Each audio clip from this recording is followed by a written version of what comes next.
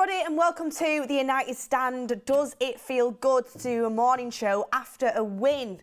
A very good win and a top performance as well. We've got so much to get through this morning. We've got stuff coming in from Ten Hag. He did an interview with Andy Mitten on the United We Stand, talking a lot about different things. But the first thing that jumped out to me was he's basically saying not really much chance of anything in January. That's a big blow, especially with all the rumours for Manchester United going for a centre-back and potentially a striker. Ten Hag says he doesn't think there'll be any signings in January. Going to be talking about that, but also contradicting that a little bit, we have a news story coming out about a Jadon Sancho swap deal with a Borussia Dortmund player. I'll be interested to get your opinions on that. Amrabat speaking about the manager, but also speaking about his poor stats this season, why that has been and why he thinks he can kick on from here. Loved the way he spoke in that interview, and it really did change my opinion a little bit. It really did, and Amrabat was a beast yesterday, so I'm excited to talk about his future in the team. Going to be talking a little bit about what you think the starting 11 will be on Saturday. Does anybody deserve to come into this team? Does the team have to stay the same? Going to be talking a little bit about that. Also, Ten Hag talking about Anthony's improvement and his performance in the United team. Good morning, everybody. I am absolutely knackered, I'm not going to lie. We left the studio at like midnight last night, talk sport this morning, now here now. But it feels good after a win. It feels very good after a win. And what a top performance from everybody on that team.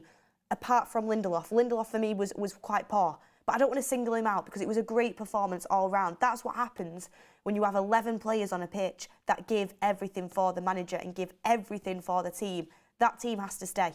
It really does. The pressure was on last night. The pressure was on big time on them players to go out in Old Trafford and give a performance, especially considering how poor the Newcastle game, the media was circling, the pressure was on, and every single one of them went out there. Yeah, not every decision was correct, but every one of them went out there and gave everything, covered every blade of grass they can, and that's what you expect from every single Manchester United player. That's the bare minimum. So we build on that. The team seemed together. Ten Hag was talking about how it seemed like a team, the way that they were communicating, and we can build on it. And some players that were dropped, they have to look at that and think, I don't walk straight back into that team. And it's looking tough. It's looking tough for a few of them players if that team continues the way it does, and it deserves to have that opportunity on Saturday. But everyone, let's get into the first little bit of news coming from The Athletic and Andy Mitten. He did the United We Stand interview with Ten Hag.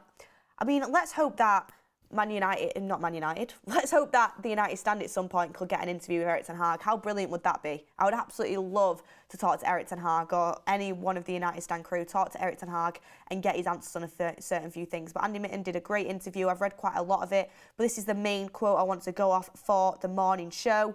He says, the interviewer, Andy Mitten, says, will Manchester United sign any players in January? Ten Hag says, I don't think so. And if so, the approach from United should be that if you can improve your team, then you should do. What we expect from every player coming into Carrington every day is for them to give their maximum, to give their best. So basically, Ten Hag saying, I don't think there will be any signings, but if we do sign somebody, it has to be an improvement on what we've got now. It can't just be a squad player. It has to be an improvement on what we've got now. I like that attitude. Because, going to be honest with you, I do feel like we've done a lot of sideways signings, or even some backward signings. Our signings need to reach the next level. Hopefully with Sir Jim coming in, that will be the case. By the way, there's a lot of rumours that Sir Jim could be announced on Friday, tomorrow. I don't think it will be. I think it'll be next week, but hopefully it'll be coming anytime soon. And it'll be good for that surge of positivity, especially after that Chelsea win. And hopefully we can start sorting out the footballing side of things, ready for the January transfer window. I do think we'll sign a player. Get in the chat what you think. Oh, people are picking up on the tree. People are picking up on the tree. Yes, guys, we did make a deal with you because everyone was slagging off Twiggy, the Christmas tree. We have got the big Christmas tree. Thank you to Wayne, Ricky's mate, who brought the big Christmas tree for us. We're going to decorate that today. So we have a fully fledged big Christmas tree, a mum and its baby, really, for Twiggy. But he's got one bauble. The one bauble for the one Manchester United win. Every win Man United can get, we're going to build up that little Christmas tree. So that's something you can look forward to seeing. What do you think of his little bauble? I think it proper jazzes it up. And I'm right in the Christmas spirit, I really am. So Twiggy's got a little accessory and we're loving it. But on what Ten Hag was saying about January transfers, he says, I don't think so. I don't think he's going to come out and say we will definitely sign these players, but I don't think so. He's quite stern on I don't think we're going to sign anyone. But Sir Jim isn't walked through the door yet, and I'm hoping when Sir Jim walks through the door, it'll be a different story. I think we have to sign someone because I'm very worried that I think Raphael Varane might go. And I think if Varane goes, you have to sign a centre-back. There's no way you can carry on the rest of the season with Maguire, Lindelof and Evans and Martinez as the only choices. One, because Martinez, he's had 2 long-term injuries, so you've got to be precarious about that. Obviously, to be fair, we've got Shardini, Sharberto Carlos, Shardini, take your pick. He can play one half Sharberto Carlos, he can play one half as Shardini, it doesn't matter. So you can add Shaw to that list, but realistically, Shaw's so good as a left-back you want in there, don't you? So Harry Maguire is playing absolutely out of his skin, he's playing unbelievable. Lindelof today, you saw them defensive weaknesses that we've seen for years. We signed him in 2017. And we know this about him. He's not a starter. He's not a starter. And yesterday, he just looked soft again. And he never should have allowed Palmer to get his shot off. Never should have allowed that, but he did anyway. And that's the situation that happened. We won the game. He's had some good games for us in the past, but overall, he's not a starter. He really isn't. Johnny Evans has been decent, but again, looking up, like, if Varane goes, you really do have to get a centre-back in. And I think Todibo could be the shout. We spoke to Romano. He said around 30 to 35 million. Todibo is desperate to try the Premier League. The Nice connection, Erik Ten Hag's wanted him for a while. Man United, scouts really like him. I think that could definitely happen in January. And then a striker, I'm not so sure about. I think it all depends on what happens with our squad. I think if Martial goes, we'll get a striker. I think if Martial stays and stays fit, I don't think we will. Because Martial, he's obviously been dropped and he's been put in that bracket the same as Rashford is not putting in enough effort in Newcastle. And it wasn't all of them 2 players as well, but they were 2 that came out of the team. And you look at that and you look at Anthony Martial, his deal expires. I think you have the option to trigger 1 year on it, but it could be a good time to sell him if that's what they want to do. I personally would probably just stick with until the end of the season, until the summer, and then make a decision on it. But if we do decide to sell Martial, if anybody wants to go for him in January, then I could see a striker coming in. So I really think it is just why Erik Ten Hag said I don't think so. I genuinely do think it's going to be a knock-on effect on what happens around us. You know, Sancho goes, we might bring somebody in, and that might open up a door for us to bring in a striker, because do we really need another winger? We've got Anthony, we've got Palistro, we've got Garnacho, we've got Rashford. Ahmad, hopefully, he's coming back from injury. Do you really need another winger if Sancho goes? Probably not, because we've not missed Sancho with him being out the team. No disrespect, but we've not. So you could maybe put the Sancho money that you get onto another forward player, such as Guirassy. I know Guirassy a name that we've been linked to. So I think if our players shift on, like Sancho or Martial move on, then I do think we go for a Guirassy. If Sancho and Martial go, I think we go for a Guirassy. I think if Varane goes, I think we go for Todibo. I'd be very shocked if we go for anybody without our players going first. I think that's the way it's going to be in January, because obviously Sir Jim won't have had much time to get his foot in the door, to organise things, get his director in football in place, the new CEO in place. That's a process that's going to take a little bit. He's not going to be able to come in and do it all straight away.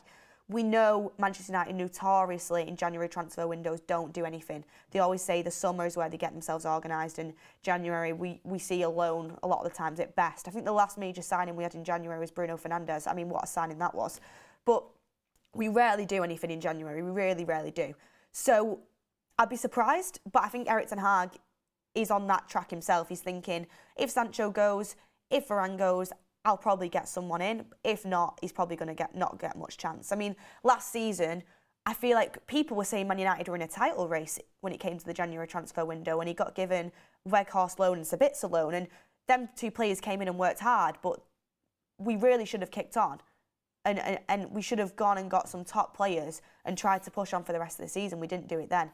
Whether Sir Jim will have enough time to impact things, I'm not too sure. So I think Erik Ten Hag's just kind of setting expectations there, and I think he's right to, because I'm going to be honest, as a Man United fan, and I think you all feel this as well, I never expect anything in January, and it's the wrong way to go. Sorry, my voice is going a bit funny. I'm carrying a cold still a little bit, but you look at January as a United fan, I write it off every time, and I shouldn't, because no top club should, especially when we're in the position we are this season, when we're desperate for reinforcements. But I know what United are like, and they won't spend unless they absolutely have to, and we'll have to see. We'll have to see. But they should continue to back Erik Ten Hag. I really do think they should. By the way, Erik Ten Hag in. Erik Ten Hag in. The manager knows what he's doing. There's going to be ups and downs in a rebuild. He came into such a toxic environment and toxic culture. He's trying to turn things around step by step. There's going to be low points, but we've got to stick with him. We really have got to stick with him. Patience is a virtue, everyone. Jacob Upper Maguire says, welcome to the United Stand Members Club. Stop having a go at my tree, honestly. Stop having a go. We tried to jazz it up a bit just for everyone this season. I'm convinced McTominay is an R9 region. Sell Martial and play McTominay as a striker. And McTominay is our new January signing. McTominay, honestly, or as I like to call him, Robin van McTominay. That's what we're getting from McTominay right now. He just knows how to find the back of the net. I watched back the highlights this morning. Them strikes, they were absolutely top draw. And he just knows how to find the back of the net over the course of 90 minutes. What's he going to give you? Yesterday, he gave us a performance as well. But this is what I mean when I talk about players, right? How many times has Erik Ten Hag been criticised for not being able to improve players? Last season he improved Rashford. Fair enough, Rashford's fallen off a cliff. In my opinion, Luke Shaw's improved under Erik Ten Hag. I mean, we've uncovered that he can play centre-back absolutely brilliantly. Like, absolutely top-draw centre-back. You've got McTominay, who's massively improved. Maguire's improved. So players have improved under Erik Ten Hag. They really have. So I think that's a narrative that we need to squash a little bit. McTominay has obviously been coached in a way where he knows how to turn them late runs into the box now, and he knows how to utilise that strength he has of being able to score goals. So that's working quite well. Al Wan-Bissaka last season as well, says Paul. So he has improved players. You've just got to give him the time. And I know people don't like this phrase, but Rome wasn't built in a day. For me, what I saw last night, and I don't want to get carried away because I don't rate that Chelsea team that much. I think they've got good players, but I think they blow hot and cold. And I do think they made us look better because they were quite poor. But one thing I would say is, you can tell. What did I say? I sat here yesterday. I can't remember what show it was. It was yesterday's 10 a.m. show, saying the players. You know how many times has Erik Ten Hag come out and said the players didn't cooperate, the players didn't fulfil the game plan, we didn't follow the rules. That's why the performance was bad. Yesterday, Erik Ten Hag said about how they cooperated. McTominay said they successfully employed the game plan of Erik Ten Hag, and it was the first time we've seen really the way Erik Ten Hag wants to play in a proper style of football. The press was great. It all worked in cohesion with each other. The triangles with Garnacho, Shaw and Bruno, Anthony, Dalot and McTominay worked well. Amrabat had Enzo Fernandez in one hand, Caicedo in the other. Like, you could actually tell what we were trying to do, especially with the fullbacks in possession massively helped us too. So you could really tell because the players employed the game plan. Everyone was working 100%. So from that performance for me, I know that if the players give 100% to the game plan, that this football can work. It really can work. So it gave me a really big amount of hope yesterday, but we need to do it for more than one game. It's the best performance of the season, and it's probably the one performance where I've come out of it thinking we have a style of play. We have a style of play. We actually look like we know what we're doing. It looks like there's a game plan. It looks like we've worked on this in the training ground. So that's exciting, to be honest, and that shows how much the players have to give 100%. They really do. And that front line, okay, yeah, Anthony and Garnacho probably could have made better decisions at times, but I thought they both played well, especially Garnacho. But that front line, including Bruno, they all pressed together as a team. There was communication. And it worked for us. It really did work for us. There wasn't just one player slacking off. There wasn't gaps because certain people weren't doing it 100%, which is what we've seen in the past. Everybody was working for each other, and it was a proper team performance as well. So I'm happy about that. Obviously, we've got Liverpool, we've got Aston Villa. Aston Villa, I'm glad it's at home because Villa Park's a fortress, but we've got some games coming up that are going to be super tough, and the players have got to prove it in them games as well. They've got to carry this on. But it was really positive performance yesterday. But let's move on to the next bit of news. And for this bit of news, I'm going to get a poll in the chat because, take it as a pinch of salt. It's coming from Bild, a German outlet. And it is the Bundesliga side are looking at a potential player exchange deal that would see forward Daniel Malin head to Old Trafford amid reports that the Red Devils are looking to reinforce their attack, with Malin said to have a valuation of around 30 million euros. Well, if you remember this player, he scored against us twice in Vegas in pre-season when Dortmund beat us 3-2. Apart from that, I don't know too much more about him. I know he's 24 years old, he's right-footed, and I know that Dortmund are looking to potentially get Sancho back in, but they can't afford to pay his wages, and obviously they can't really afford to pay the transfer fee that we want. But my question to you guys, would you swap Daniel Malin with Jadon Sancho given the opportunity? Let's get a poll in the chat. Would you do that swap deal? And it goes on to say it is believed that Sancho would, however, need to accept a lower salary for the move to become possible. Well, if Sancho really wants to play football, he should do that. And if he doesn't, then he should apologise. He currently earns €40 million a year at Manchester United Premier League side. Absolutely mad. €40 million per year to sit at home playing FIFA is absolutely crazy to me. But Dortmund's current highest earner is centre-back Nicolas Süle, who has a deal worth around €12 million. So Dortmund can't afford to pay the Sancho wage. We all know that. But they would be open to having him back. So would you make that swap deal happen? Also about Malin, he is Dutch, which, how about that? He's actually from the Netherlands and he's a Dutch international. So, I mean, what do you think? Would you make that? He can play on the right, he can play across the front three, he's a forward player. What do you think about him? Would you swap him? A lot of people saying in the chat, I've got the poll going, we've got 80% yes, 20% no. A lot of people are naming other alternatives that they would want instead of Malin. One thing I would say is he's 24 years old for people asking how old he is. His 2 finishes against United in pre-season were great, but I've not seen too much of him. I'd have to fully research it. But if you ask me now, would I swap him for Sancho? I'd say yes. Because the reason being is that at least he'd be available and be able to play, and hopefully he'd be useful. Sancho isn't even in the squad, and he's not going to be in the squad. I'd swap Dan James for Sancho right now. At least he had a good attitude, and you know, he'd be able to contribute something. So would I do this swap deal? I would do it, but that's not really that much credit to Malin. I've not really seen much of him. It's more in the fact of Sancho just needs to leave ASAP, and he's not offering us anything sat at home. He really isn't, and he's not part of the squad. So I would do it purely just to have somebody in the squad that can actually contribute. So yeah, I would do it if that was an option. I'm not sure if Man United would do that. I don't know if we could pull off a swap deal, but that's the situation with that right now, and I just wanted to get your guys' opinions on it. And if anyone actually knows the player quite well, if you could do a chat to tell me a little bit more about him, that'd be great, because, you know, I've heard of him, I've seen him, I've watched some clips of him, but I don't know much about him. So I can't sit here and say all of his attributes just yet. It's something I do need to research, but it'd be great if anyone in the community knows much about him as well. Daniel Johnson says, I would swap Sancho for Weghorst right now. Well, at least you'd be able to offer something. 80% of you are saying that you would do that swap deal for Malin in the chat. Very interesting stuff there. Sancho should not be at the club beyond January. He needs to go. Yeah, he needs to go. Especially, the thing is, though, even if you did that swap and it didn't work out with Malin, at least then you can maybe move him on, or you can do something with it. With Sancho right now on 350 grand a week, it is a bad situation. It's like, it's not being able. It'd be so tough to move him on 350 grand a week. It really is. We do this to ourselves. So I would do that deal just purely to kind of end the Sancho situation that we have going on. But that is Malin, 24 years old, Dutch, and if you remember him, pre-season scored 2 goals against United. But let's get on to the next little bit of news as well. So sorry for Amrabat after the game yesterday.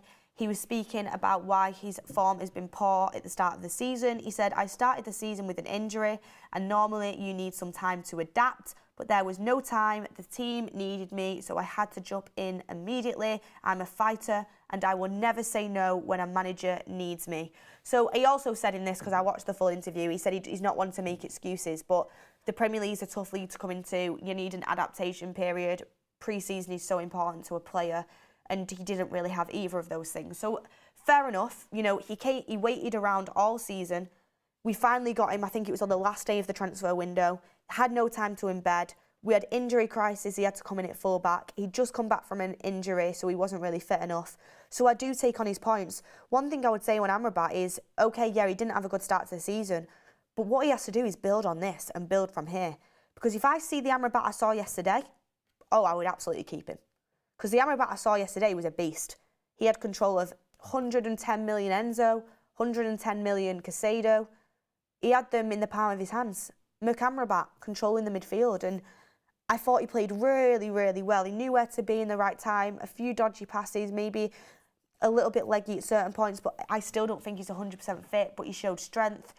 We need someone in there to keep it simple. We need an anchor point in that midfield, and that's what he was. He was an anchor in there, and he stabilised the ship, and he really did help break up the play, and he helped control that midfield. So if we can get more of that on Amrabat right now, I would be absolutely happy to keep him if he played like that. If he played like he has the last couple of months, it'd be a no.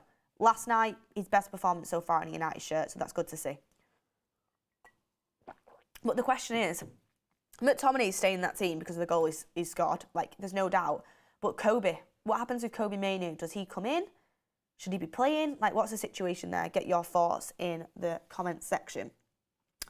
Next thing I wanted to talk about is Erik Ten Hag. He was talking about the team communicating with each other after he spoke about, in his interview, he said the team was communicating with each other all night long, and then I can look at them and say, this is a team. And I agree with that. You saw a lot more communication within the team. You saw the right attitude. You didn't see anybody throwing their arms up and down at each other. I mean, you saw Hjlund getting frustrated that maybe he wasn't getting enough passes, but it was nothing negative. It was positive stuff. And I saw a lot of things like that. I saw Dallo a couple of times turn back to Onana and give him the thumbs up for some good passes he made. I saw when McTominay missed the third opportunity for his hat-trick after Anthony put in a good pass for him. He was on the floor and he was down about it. Anthony goes straight up to him, gets him back up.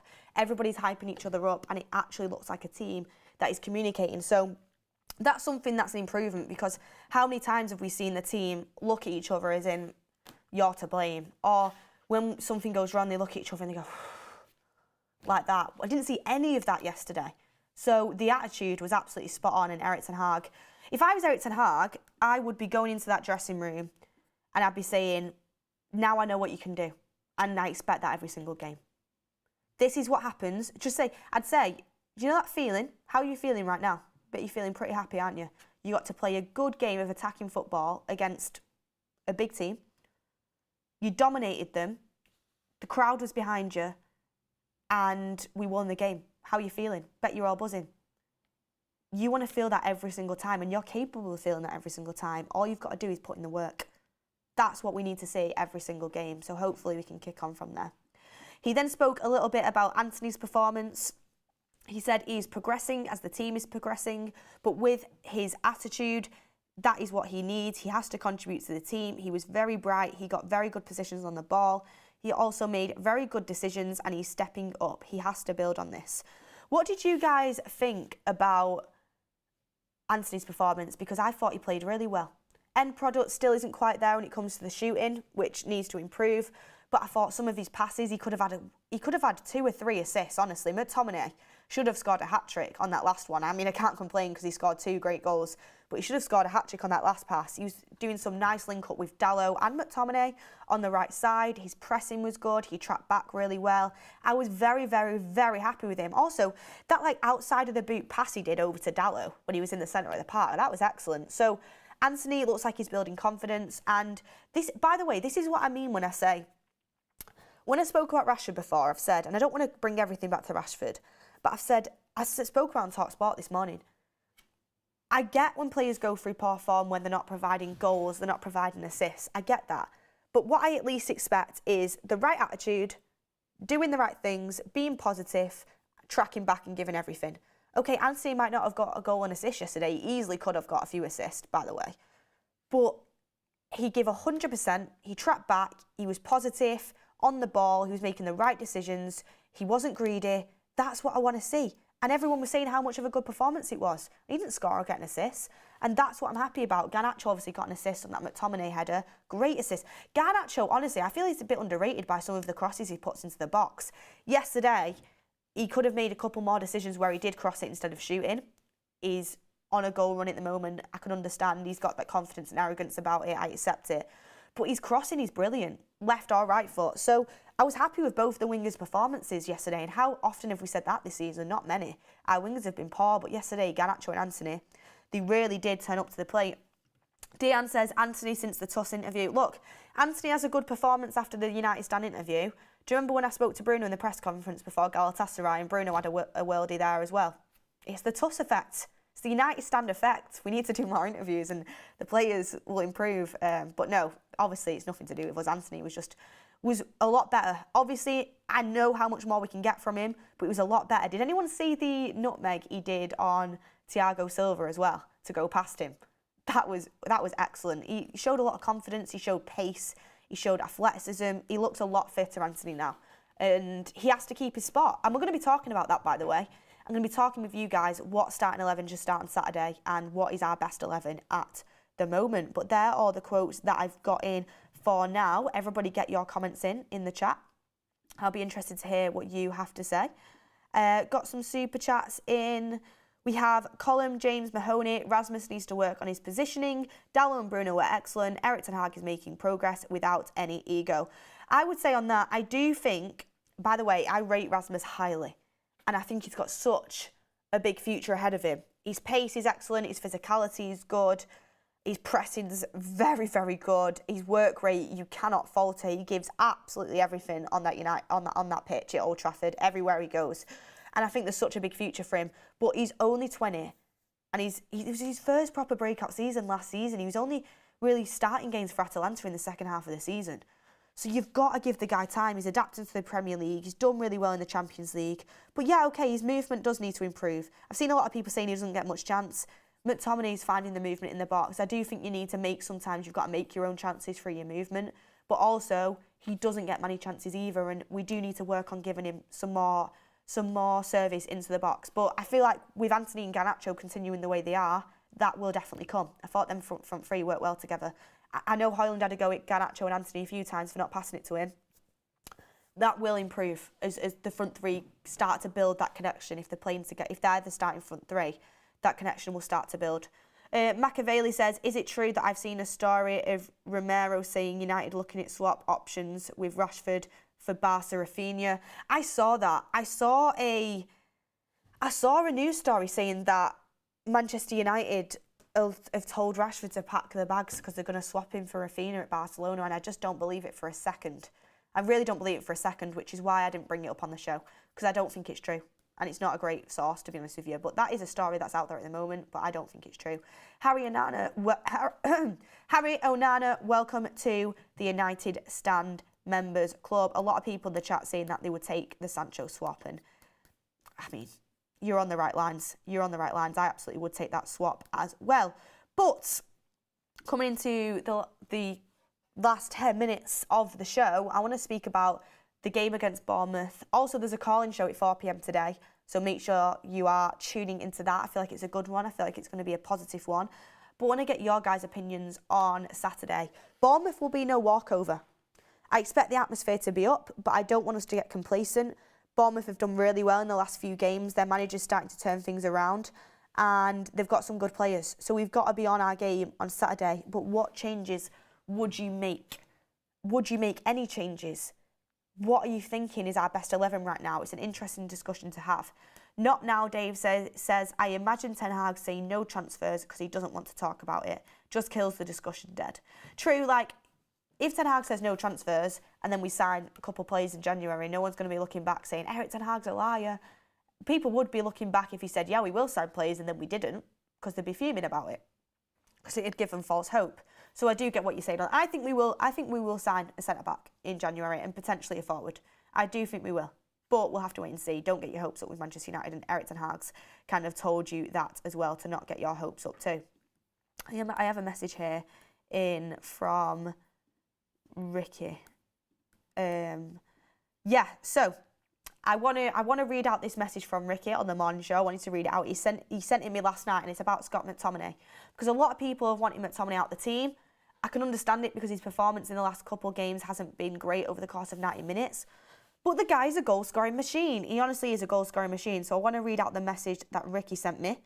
He said, I told you before the game that you can't even think of leaving McTominay out. And then after that, I told you we'll be snookered if he goes off, when I thought he was down injured. He doesn't go off, and he ends up getting the winner. I'm absolutely over the moon with Mainu, over the moon. But to select him instead ahead of Scott would just be ridiculous at this point. It's crazy. You all bang on about stats when it comes to Rashford. I'm not really into stats. Anyone can score. But so far this season, Scott has scored twice in a 2-1 win. Twice. And I know they're different players, but Kobe might not even do that once in his career. Don't underestimate it. And then he talks about how much he really does rate Mainoo and he thinks he's got a future. But Scott McTominay just can't come out of this team right now. So what do you all think about that message from Ricky? Can't say he's not right on a lot of things, really. You can't say he's not right on a lot of things. But this is the question. This is the Mainoo dilemma now for me. Because I look ahead to Bournemouth and straight away, this is a thing as well. Because Luke Shaw, I have a dilemma with Luke Shaw, not because I have a dilemma because he's poor. I have a dilemma because he's too good. He's too good. He's too bloody good. Luke Shaw is absolutely quality. Like I said before, Shawberto Carlos, Shaw Dini, take your pick. Love him at left back. Love him at centre back. He can do both. He can literally do both. He's so technically good. Anybody in 2023 who doesn't rate Luke Shaw, please look at yourself in the mirror and ask yourself why. I don't get it. When there's other conversations to be had, when people have conversations about other players that I like and they don't, I can see their side of the coin. I can see their opinion. But then when it comes to Luke Shaw, I just don't get how people can have it. I saw somebody on Twitter the other day after the Newcastle game saying people having conversations about Martial being inconsistent for 8 years. Why don't we have conversations about Luke Shaw? He's been here for so long in his career. He's been here for nearly 10 years and he's still not good enough. And I'm like, what are you watching?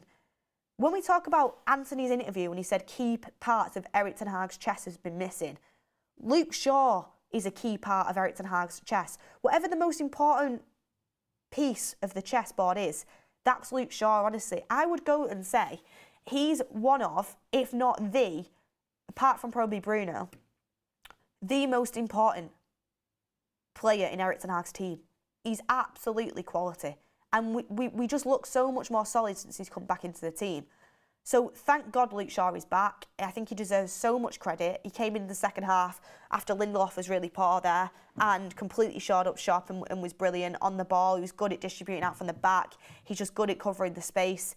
And the fact that this guy has had so much of his career and not even played that position, and then Ten Hag sort of uncovered it from him, I absolutely love it. So Luke Shaw, I just think he's brilliant. I really do. I can't say it enough. So I struggle to know where I would play him against Bournemouth. Against Bournemouth, I might be tempted, to play Luke Shaw as left back, even though Reguilon did well when he came in. What would you guys do? Let's get a poll on this. Against Bournemouth, would you play Luke Shaw at left back or would you play Reguilon at left back? And I'm not saying to drop Luke Shaw. I'm saying if Reguilon plays at left back, you'd play him as left-sided centre-back. What would you do?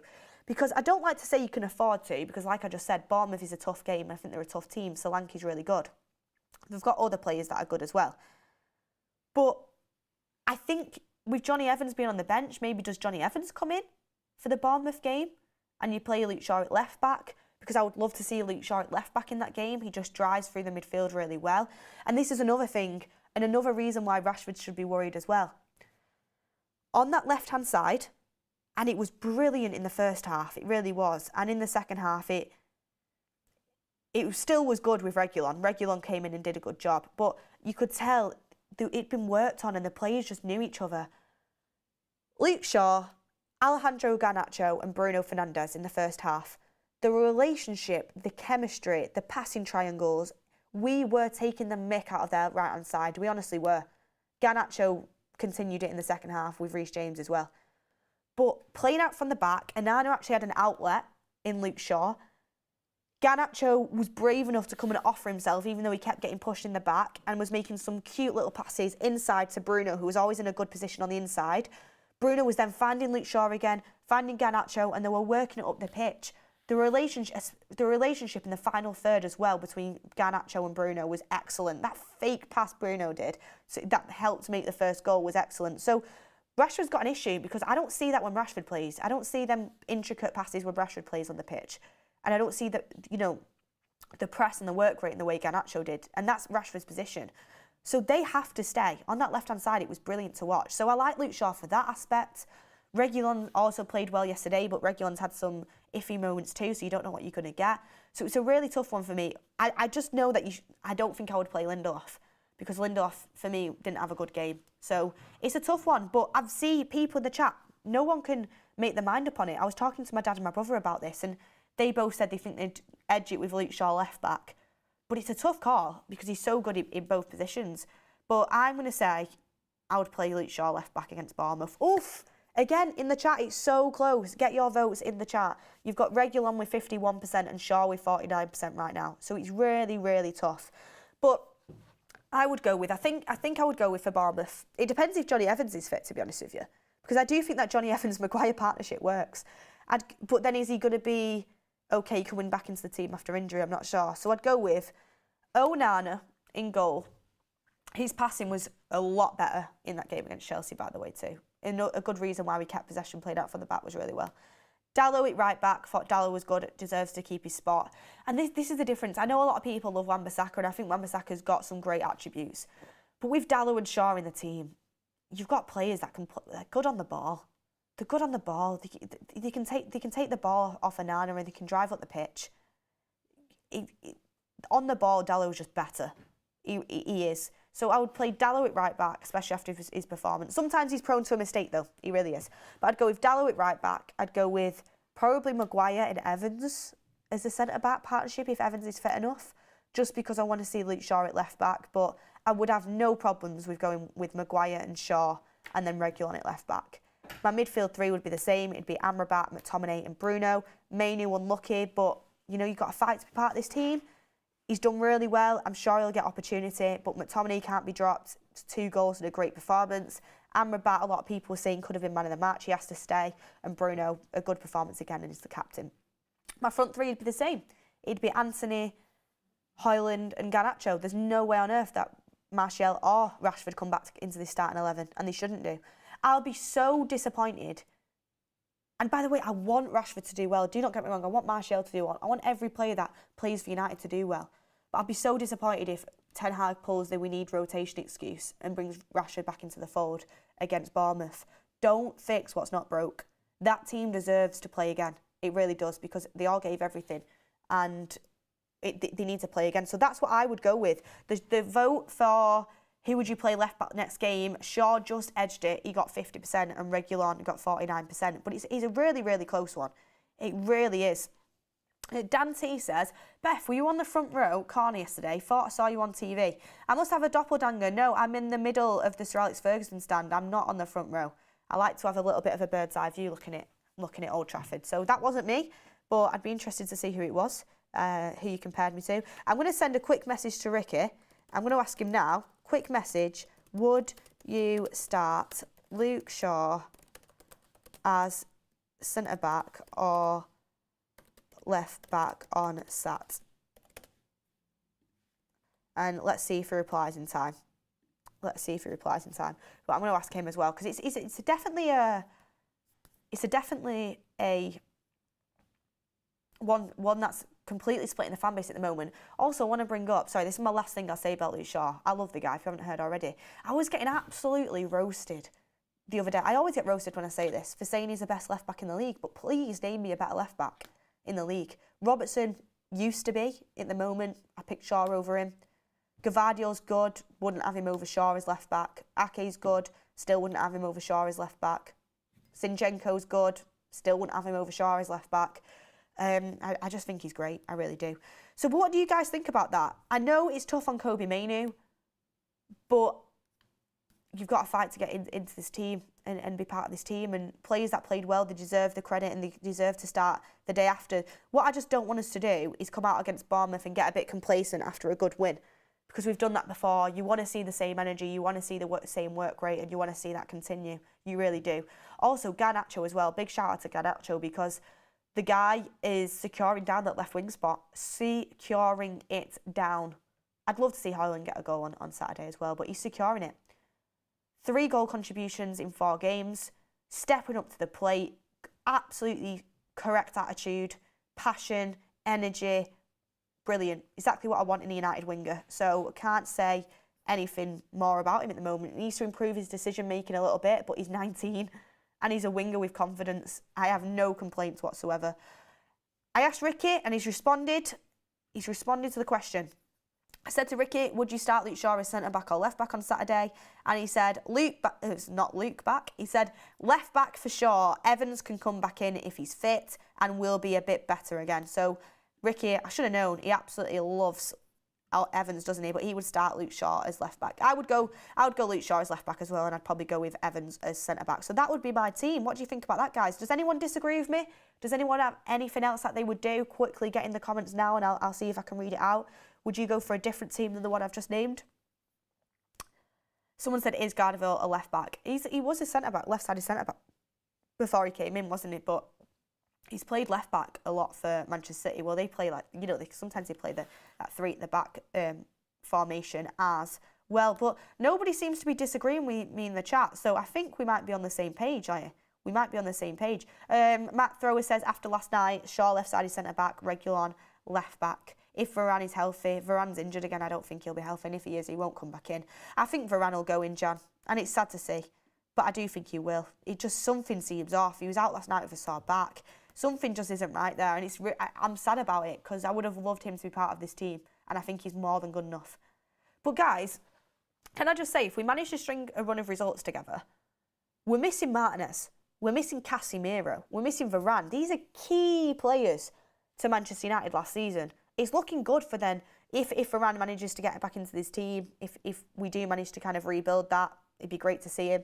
If not, it'll be a shame. But when Casemiro comes back, when Martinez comes back, even Amad Diallo, who I'm excited about to come back, it's looking a lot more positive. And Ten Hag looks like he's getting players back, and it looks like we're getting back on track. But it's only one game, so I don't want to get too far ahead of myself.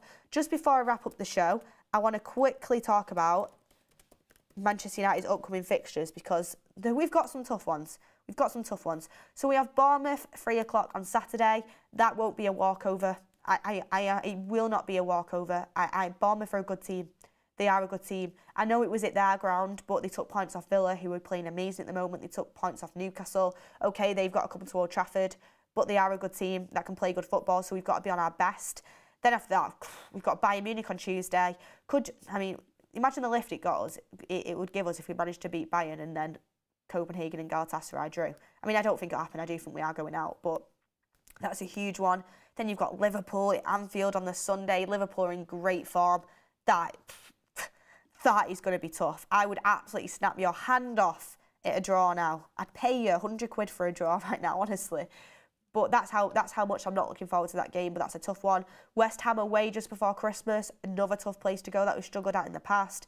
Then on Boxing Day, I'll say it again, thank God it's not at Villa Park because I would be worried. But we've got Aston Villa at 8 o'clock on Boxing Day. Man United, can they give us a Christmas present, a late Christmas present? Unai Emery, what a job he is doing with Aston Villa. They're above City, took points off City. I had City fans texting me saying that's the worst performance I've seen us play ever under Pep. It's the worst I've seen him. My mate who's a City fan who loves to message me after every single time United lose. And he keeps saying all this stuff about United. I texted him last night saying, by the way, we're 3 points behind you in the table. Can you believe that? And he said what he saw yesterday was the worst they've seen him play since Mancini joined, some 2008 stuff. So City fans weren't happy with what they saw yesterday. And, Pep was... I still think City will win the league. I'm starting to think Arsenal and Liverpool definitely have a good crack at it. I still think City will win the league. I think they'll go on some mad, crazy run. Pep's confident they'll win the league. But Villa, Unai Emery, what a job he's doing. And can I just say, City without Rodri, they can't buy a win. They cannot buy a win without Rodri. They've lost every single game without Rodri now, Man City. So, that's one to kind of look at. That really is kind of one to look at if you think about it, because it's astonishing that one player can hold the team together that much. But Rodri is insane. But I've just seen on WhatsApp, it's been sent into our group chat, Luke Shaw on Twitter has liked a tweet. Is it definitely true, this? I'm just going to go and double check. Because I think Luke Shaw has liked a tweet on Twitter. Yeah, it's true. Luke Shaw has liked a tweet on Twitter that says, it's the Patrice Evra quote from last night, I think it will be tough for Marcus Rashford and Anthony Martial to come back into the starting 11. Luke Shaw has liked that tweet. from a United aggregator account. The quote from Patrice Evra saying, I think it will be tough for Marcus Rashford and Anthony Martial to come back into the starting 11. I mean, he might have done it accidentally, but at the same time, I don't think that's a bad thing to like that. I think Luke Shaw, he's definitely one of the captains and he's one of the senior leaders in that dressing room. We know it. The way he speaks in the media, the way we've been told Bruno Fernandes, Varane, Luke Shaw are the senior members of that dressing room, that, you know, Casemiro, that speak up. I think Luke Shaw, rightfully so, hasn't been happy with a few players' performances. I wouldn't be. If I was Luke Shaw and I'm dropping 9 out of 10 performances near enough every game, it's centre back and left back and giving everything, and I see players strolling about the pitch, I wouldn't be happy. So Shaw might just need to give him a little bit of a kick up the backside, if you know what I mean. You know, kind of get him to kick on. There's nothing wrong with a little bit of constructive criticism. And maybe this is what they need. They need a little bit of a reality check. They need a little bit of fire in the belly. And Luke Shaw might have definitely liked, I think he's probably liked it by accident. But if he hasn't liked it by accident, if he's liked it in a sense of, you know what, Marcus and Anthony, you're going to find it tough to get back into this 11, and this is why you need to work hard. This is why I need more from you. Luke Shaw is a leader. He's got the right mentality. That's exactly what you need. You need players standing up for Ten Hag, standing up for Man United, standing up for the shirt. And if other players in that team are not giving their all, they need to be called out, maybe in the dressing room, and said, look, I need more from you guys. And Luke Shaw might be doing that, and I would expect them to. So, Luke Shaw, after I've just bigged him up as well, he goes and does something. He goes and does another win move. Luke Shaw, common Luke Shaw win is what I would say. Just love the guy. Just love the guy. But yeah, I'm just going to go and check this for myself. But I know Sam's checked it. If he unlikes it, I'll be no, yeah, he's liked it. He's liked it. I think it'll be tough for Marcus Rashford and Anthony Martial to come back into the starting 11. I mean, what do you make about that? The thing is, this is only a good thing for us because hopefully, when they do get their opportunity, which they will, Rashford came on last night, Martial's going to come on again, Rashford will come on at other points. I wouldn't be surprised if he started against Bournemouth. I don't think he should, but he will get opportunity off the bench. I would like to see him get the opportunity from the left or right wing, not as a centre forward, because it is a centre forward. He can't really do much. He's just not a centre forward.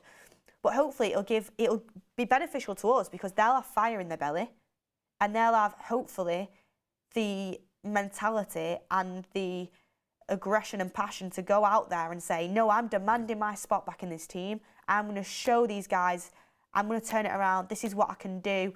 I'm going to get my spot back in this team. I mean, they were nowhere near at this point yet, but look at the obstacles Harry Maguire's come over. It's literally first name on the team sheet now. I think he started 4 times last season.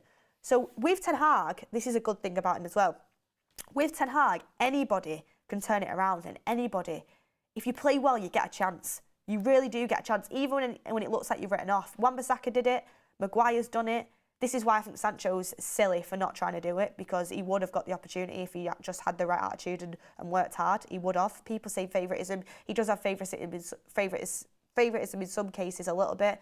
But if you play well and you show the right attitude, Ten Hag will give you a chance and he'll let you keep your spot if you do well. I mean, he was going to sell Maguire and McTominay in the summer. So hopefully this will give him the kick up the backside that they kind of need, and then they come into the team and we see that, because Anthony Martial and Marcus Rashford, they're top quality players. They're just not, I mean, Rashford especially just hasn't shown it at the moment. I think Martial's been decent, but in the Newcastle game, I feel like he caught some strays unnecessarily, but the throwing your abs up to Ten Hag just isn't acceptable. But I'm excited. I'm actually excited to watch Man United play on Saturday. I'm excited for the next game. I just want it to come around quicker. But that is the show, everyone. Thank you so much for watching. We've got our first bauble for our first win. We're going to have our Christmas elf decorating our big Christmas tree later, and we'll show it off in all its glory from Ricky's mate Wayne at Staley Bridge. Make sure if you want a Christmas tree, they're absolutely brilliant. Go and head over to Ricky's mate Wayne at Staley Bridge. He's got so many good Christmas trees. Save for the United stand. You get a £5 off, and he's a great lad. Great lad. United fan as well. So make sure you go and head over there. Hit a like on the video if you haven't already. Thank you everyone for getting involved in the community, getting up early this morning after a late game yesterday and getting through the news with me. And I'm just buzzing that Man United have got a win, and hopefully we can kick on from here. But thank you everyone for watching. Mark will be back later on. We have a call-in show at 4 p.m. Make sure you tune into that, get into the Discord and have your say. I will be watching. But thank you everybody. Enjoy the rest of your day, and we'll see you on the next one.